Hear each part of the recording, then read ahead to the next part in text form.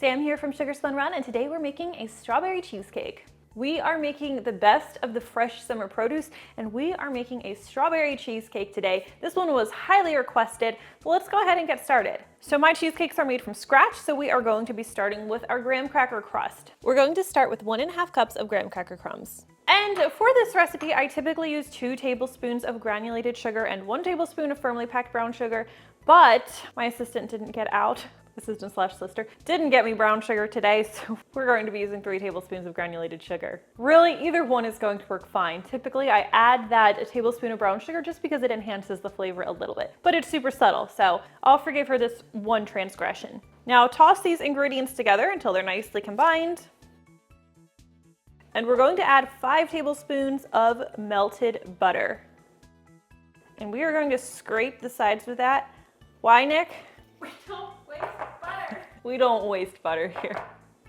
So now we're just going to toss these ingredients together until all of the graham cracker crumbs are moistened. It actually works a little bit better if you use a fork for this, but this will be fine. Once all of your graham cracker crumbs are nicely moistened and your sugars are nicely incorporated, we're going to add these to our springform pan. We're using a 9-inch springform pan. Drop that in there. And I have talked a lot in my videos about how to keep a cheesecake from cracking. There are a lot of things to know, a lot of different techniques that I employ. I'll talk about them some today, but I've learned one of the best things that you can do is press your crust into the pan so that it goes up higher than your cheesecake filling is going to go. This is so important because when your cheesecake cools, it's going to contract a little bit, and that tension can often cause cracks. It's one of the main reasons you end up with cracks. If your crust is higher than that cheesecake, it's going to shrink with the cheesecake, so it's going to give. You're not going to get that tension, and you're going to have a beautiful cheesecake surface. So let's press this into the bottom and up the sides. And you should have plenty of crust with this recipe to do that. Beautiful. Okay, we're going to set this aside now, gently, because we don't want to knock any of that crust down. And now we'll prepare our cheesecake filling.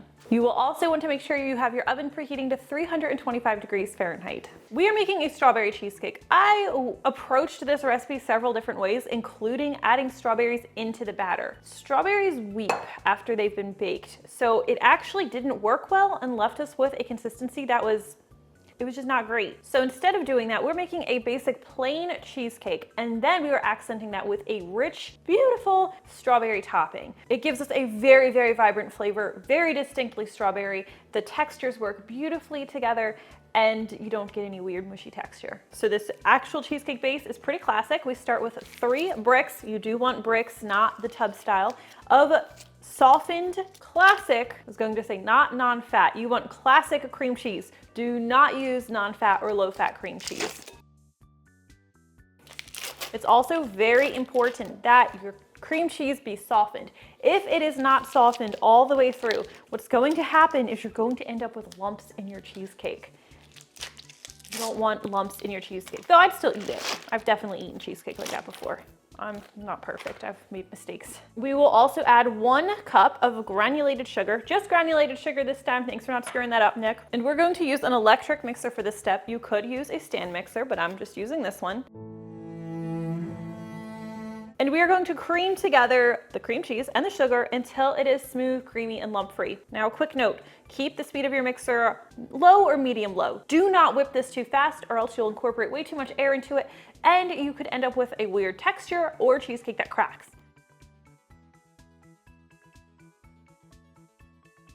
Now, if you know me, you know I firmly believe sour cream belongs in cheesecake. There's no excuse not to include it. We're going to be adding 1/2 cup of sour cream.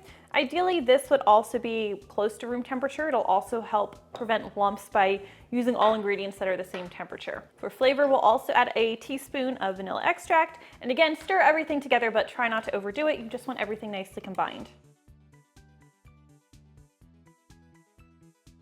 You do want to use your spatula to scrape the sides and bottom of the bowl, especially if you're using a stand mixer, because I find the cheesecake always hides on the bottom, you know where that ridge is, the bottom of the bowl. Definitely scrape it. Once everything is looking good, we are going to add our eggs. Adding the eggs is another critical step where you could possibly mess up your cheesecake. I'm not trying to make this sound overwhelming, it's really not rocket science, but overbeating the eggs can incorporate too much air into the batter, can make it more likely to crack, and it can make it more likely to end up with a more mealy texture, and you don't want that. You want a nice, smooth, custardy texture.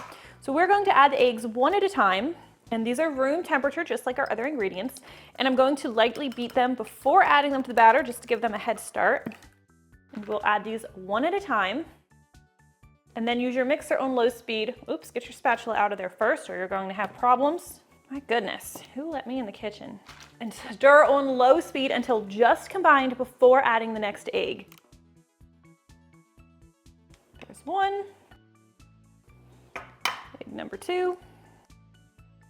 Whisk that up.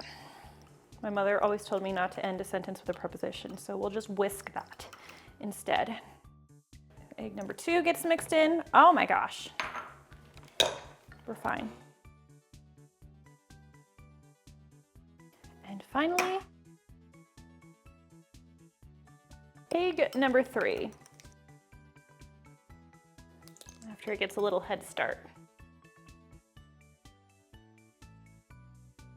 So once again, low speed, just combined. Get rid of these. Don't need them anymore. Grab your spatula and scrape the sides and bottom of the bowl just to finish combining everything. And if you've done everything right, which you probably have, you will have a nice, smooth, lump-free batter. Now we can pour this into our cheesecake pan, our beautiful cheesecake pan. Oh, it's not the pan that's beautiful. It's that crust. And I'll also tell you what to do if you didn't put your crust high enough, because it happens. We don't waste cheesecake batter either, so give me a second to completely scrape this bowl. And if I don't put it in the cheesecake, I'll eat it with a spoon, and it's probably not great for you. Okay, so this worked out really nicely. I'm going to smooth the surface.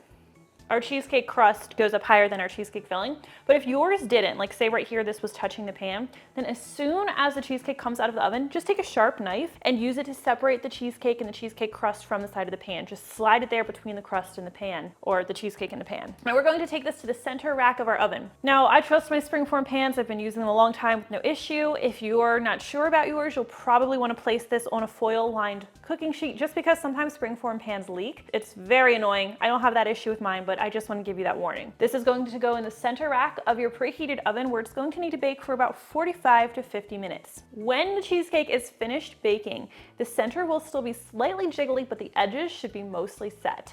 All right, let's take a look at our cheesecake that just finished baking. So as I said, the edges will be nicely set, but if you wiggle the cheesecake a little bit, it will still jiggle a little bit in the center. This is a sign of a perfectly done cheesecake. We'll let this cool to room temperature, and then we'll transfer it to the refrigerator, where it will need to chill for at least 6 hours, preferably overnight. Now at some point while the cheesecake is chilling, or even the next day, I like to prepare the strawberry topping, which is why we're all here. Now we're going to do this on the stovetop. It comes together really quickly. You need a 1/4 cup of granulated sugar. The next thing I add is 1.5 tablespoons of cornstarch. Quick word on the cornstarch. The reason I add this is because it's going to help the strawberry topping to sort of solidify a little bit. Not completely solidify as if it were gelatin, but it'll set the filling. Once the filling's cooled completely on the cheesecake, this is going to make it easy for you to slice your cheesecake, and the strawberry sauce won't spill all over the side of the cheesecake. It won't spill out of the pan. It holds its shape nicely while still being juicy and delicious. One small drawback, it kind of makes the strawberry filling look a little bit cloudy. It's not as bright red and vibrant as it would be without it. If you don't care about it holding its shape and you just plan to spoon the sauce over the cheesecake after you slice it, you can skip the cornstarch. So you have options, but we're using it today. We'll whisk these ingredients together. We don't want any lumps from the cornstarch. And now I have 1.5 pounds of fresh, juicy strawberries. These have been hulled and they've been quartered. I'm going to add half of these, you can eyeball it, about half of these, into the pot. We're also going to add 2 tablespoons of water and a tablespoon of lemon juice. Stir everything together, and we'll turn our stovetop heat to medium-low. Make sure you get those strawberries nicely coated. I like to stir pretty much constantly until the strawberries have softened, and if you wanted to sort of break them up with your spatula, they would break apart very easily. This does take a couple minutes, so have a little patience.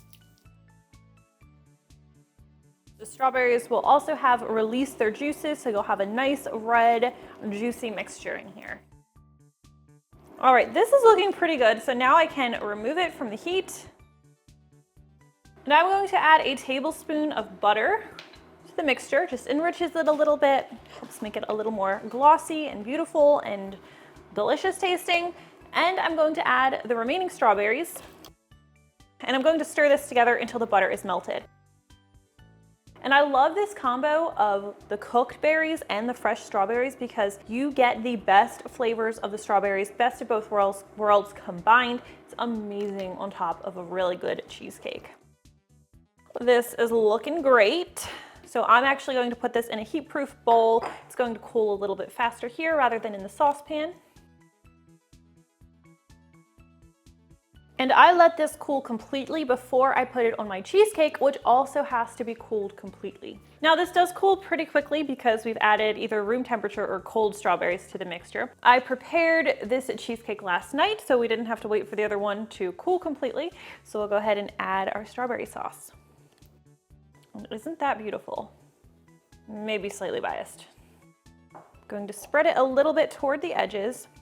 Now, ideally, you wouldn't cut into this cheesecake until this has had time to set. If you cut into it now, it's going to be a little bit messy. And remember, we added that cornstarch because we're trying to keep it looking nice and beautiful. So it depends on what your end game is here. Now, I'm going to show restraint for possibly the first time ever on camera, and I am actually going to chill this before I cut into it. Okay, the suspense has been killing me. As you can see, I've left the ring on my springform pan. I don't remove it until I'm ready to cut into my cheesecake. And then when I store it, I just pop the ring back on, and you could always cover it with plastic wrap as well. Let's try it. This filling's not as set as it could be. It's only been sitting for like 30 minutes, but like that's as much patience as you can expect me to muster here. Oh yeah, that is beautiful. Oh my gosh, I'm so excited about this. That is how you make this incredible strawberry cheesecake. I can't wait for you to try it at home. If you like this one, make sure to check out some of my other cheesecake recipes like my Oreo cheesecake, my classic cheesecake, my pumpkin cheesecake. I have a lot of them. Thank you so much for watching, and I'll see you next time. Gotta get some strawberry on there. This might be my favorite cheesecake yet. This is incredible. I did totally say 3 tablespoons yesterday too. And your sugars are nicely incorporated. Sugar. Plug in your stovetop first. One day I'll do that. It's so hard to find good help these days. People are gonna think I'm so mean.